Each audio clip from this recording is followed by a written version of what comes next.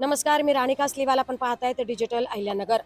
प्रभाग क्रमांक 17 मध्ये भारतीय जनता पार्टी आणि राष्ट्रवादी काँग्रेसचे अधिकृत उमेदवारांनी प्रचाराचा झंझावात सुरू केलाय.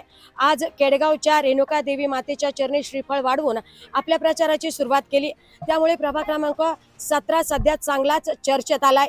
त्यामुळे विरोधकांना घाम फोडणारा हा प्रचार आणि ह्या प्रचार फेऱ्यांची सध्या अहिल्यानगर शहरात चांगलीच चर्चा रंगू लागली आहे.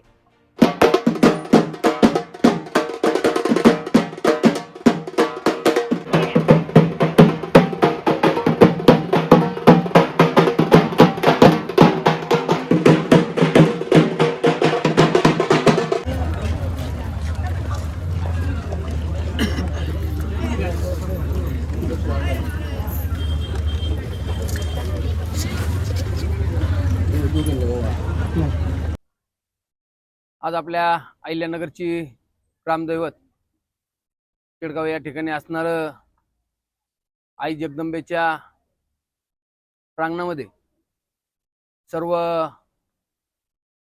उमेदवार एकत्र येऊन आई जगदंबेला नारळ अर्पण करून आज प्रभाग क्रमांक 17 या प्रभागातील सर्व उमेदवारांचा प्रचाराचा नारळाचा शुभारंभ झाला आणि प्रचाराला सुरुवात झाली.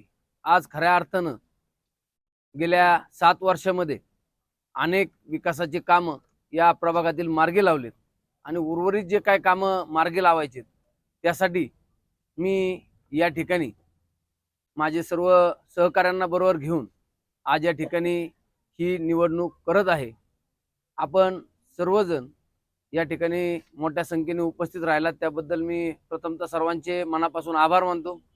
या ठिकाणी प्रभाग क्रमांक 17 मधून मयूरजी बांगरे असतील, त्याचप्रमाणे अश्विनी सुमित लोंढे असतील, त्याचप्रमाणे आमची चुलती कमल जालेंदर कोतकर आणि मी स्वतः मनोज शंकर कोतकर प्रभाग क्रमांक 17 मधून उमेदवारी करतोय.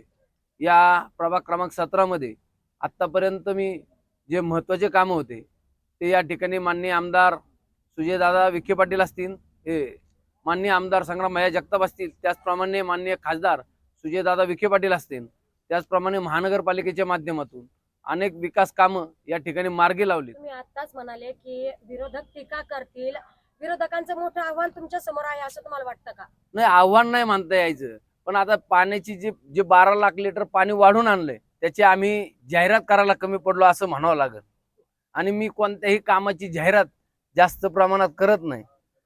ज्यावेळेस ते पाणी नागरिकांना त्या ठिकाणी नळाद्वारे आलेलं जे वाढीव पाणी ते ज्यावेळेस नागरिकांना नळाद्वारे जाईल त्यावेळेस नागरिक देखील लक्षात घेते, पण त्यासाठी जवळजवळ पुढचे 6 महिने वेळ द्यावा लागेल. जाहिरात केल्याशिवाय विरोधकांनाही कळणार आहे ना तुमच्या कामाची पोचपावती त्यांच्यापर्यंत कशी जाणार? आपण आपलं प्रामाणिक काम करायचं, आपण आपल्या मनाशी ठाम राहायचं आणि जे आपण काम केलंय, जे विकासाचं काम केलंय त्यासाठीच आपण आपल्याला विनंती करतो की प्रेसच्या माध्यमातून आपण भविष्यात कधी पण डिबेट लावा.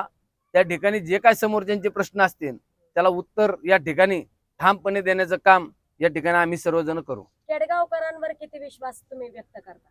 100% केडगावकरांवर विश्वास व्यक्त करतो की ज्या केडगावकरांनी हे तिसरं इलेक्शन आहे, या तिसऱ्या इलेक्शनला देखील आम्हा सर्वांवर विश्वास ठेवण्याची तयारी त्या ठिकाणी सर्व केडगावकरांनी दाखवली. त्याबद्दल मी सगळ्यांच्या वतीने केडगावकरांचे मनापासून आभार मानतो.